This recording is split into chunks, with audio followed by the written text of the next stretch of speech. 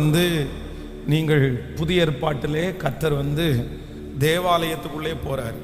அப்போ அந்த தேவாலயத்துக்குள்ள போகும்போது வேதம் சொல்லுது, அங்க புறா விற்கிறவங்க, காசு மாத்துறவங்க, அந்த தேவாலயத்தை அவர்கள் என்ன பண்ணி வச்சிருந்தாங்க அப்படின்னு சொன்னா ஒரு பெரிய வியாபார ஸ்தலமா அவங்க மாத்தி வச்சிருந்தாங்க. பொதுவாக வந்து தேவாலயம் என்கிறது வருஷத்துக்கு ஒரு டைம் கூடும்போது பெரிய க்ரௌட் அங்கே வரும், லட்சக்கணக்கான ஜனங்கள் வருவார்கள்.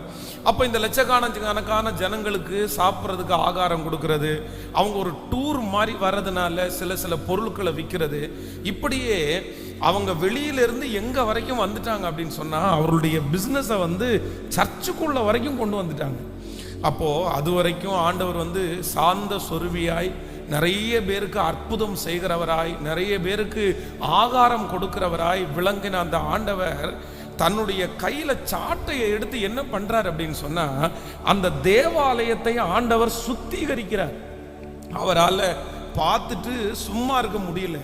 அப்போ நம்முடைய ஆண்டவருடைய குணம் என்ன, நம்முடைய ஆண்டவர் எதிலே சிறந்தவர் அப்படின்னு சொன்னா அவர் வந்து அசுத்தத்தை பார்த்துட்டு அவரால் இருக்க முடியாது.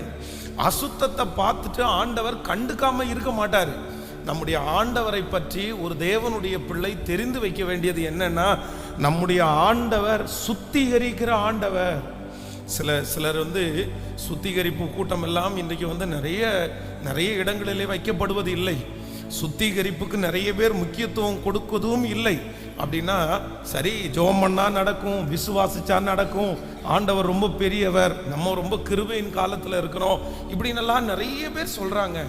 ஆனால் என்னுடைய ஆண்டவர் எதற்கு முக்கியத்துவம் கொடுத்தார் என்றால், தேவாலயத்திலே நடக்கிற அந்த அநியாயத்தை, தேவாலயத்திலே நடக்கிற அந்த அக்கிரமத்தை என் ஆண்டவராலே பொறுத்திருக்க முடியாமல் கர்த்தர் அவ்வளவு எதிர்ப்புகள் இருந்த மத்தியிலையும் தன்னுடைய சுத்திகரிப்பு ஊழியத்தை ஆண்டவர் செய்தார்.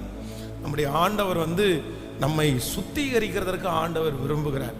இது